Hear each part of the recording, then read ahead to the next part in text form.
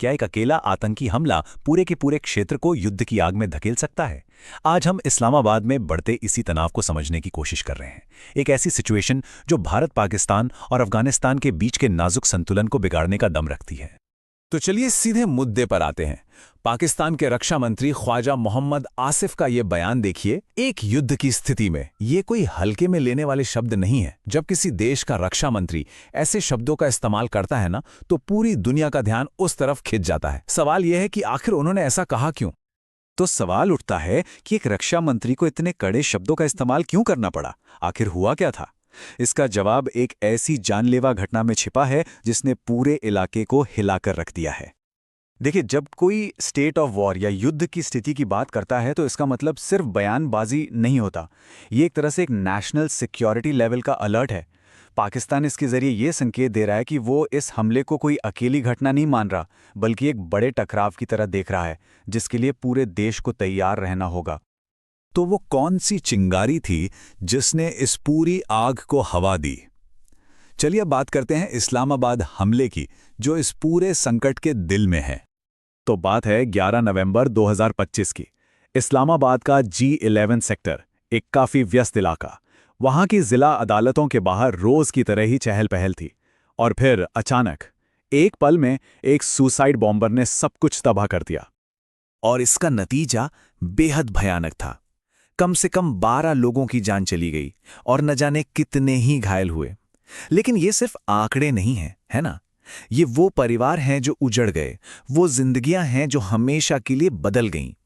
और इसी दर्दनाक घटना से ये पूरा जियोपॉलिटिकल संकट शुरू हुआ। इस हमले के बाद हालात बहुत तेजी से बिगड़ने लगे और फिर शुरू हुआ एक दूसरे पर इल्जाम लगाने का सिलसिला। एक ऐसा ट्रायंगल बन गया जिसमें पाकिस्तान, अफगानिस्तान और भारत तीनों एक तनावपूर्ण मोड़ पर आके खड़े हो गए। तो हुआ ये कि पाकिस्तान ने फौरन इसका इल्जाम अफगानिस्तान में बैठे टीटीपी के आतंकियों पर लगाया। और इससे भी ज्यादा सनसनीखेज बात यह थी कि उन्होंने भारत पर इन आतंकियों को सपोर्ट करने का आरोप लगा दिया। दूसरी तरफ भारत ने इन सभी आरोपों को सिरे से खारिज कर दिया और बस यहीं से एक खतरनाक गतिरोध की शुरुआत हो गई। तो अब सबसे बड़ा सवाल यह है कि आगे क्या? इस घटना के फौरी और असल नतीजे क्या हो सकते हैं? क्योंकि यह समझना बहुत जरूरी है कि यह मामला सिर्फ बयानों तक ही नहीं रहने वाला। तो देखिए, हालात कैसे बिगड़ सकते हैं। पहला कदम हो सकता है कि मिलिट्री की मौजूदगी बढ़ाई जाए, मतलब बॉर्डर्स पर गश्त तेज हो जाए और ज्यादा सैनिक तैनात कर दिए जाएं।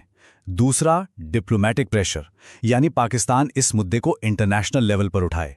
और तीसरा, जो सबसे ज्यादा खतरनाक है, वो है जवाबी कार्रवाई का खतरा।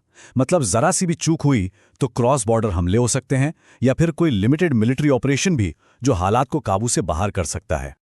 और अब हम आते हैं इस कहानी के सबसे बड़े और सबसे ज्यादा डराने वाले सवाल पर, न्यूक्लियर सवाल पर। क्योंकि जब भी इस रीजन में टेंशन बढ़ती है तो यह सवाल हमेशा हवा में तैरने लगता है कि अगर कोई छोटी सी भी गलती हो गई तो उसका अंजाम क्या होगा।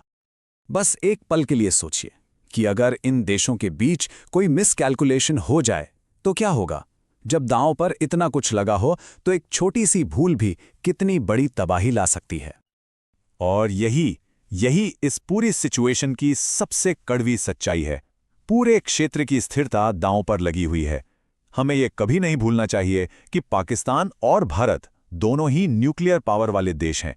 इसलिए टेंशन का जरा सा भी बढ़ना सिर्फ इन दो देशों के लिए नहीं, बल्कि पूरी दुनिया के लिए एक बहुत बड़ा खतरा है। ये एक ऐसी हकीकत है जिसे कोई भी नजरअंदाज नहीं कर सकता।